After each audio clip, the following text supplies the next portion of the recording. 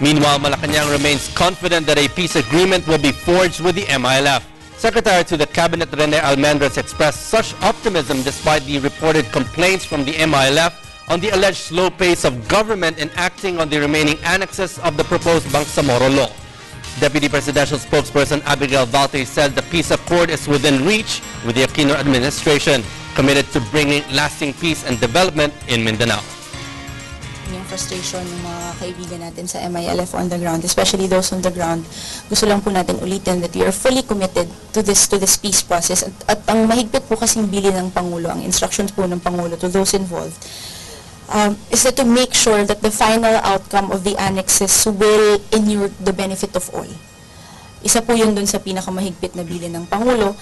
At siguro po dun sa tinagal na magkakausap po tayo doon sa lamesang to, both sides have been through difficult phases and both sides have always weathered difficult phases.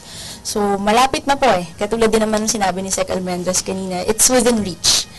At nakikiusap din po tayo doon sa ating mga kaibigan sa MILF na to continue to join us in looking forward to sharing the dividends of peace. Malapit na po, talagang abot kamay na po yan. So yun lang din po yung ating pinapakiusap sa kanila.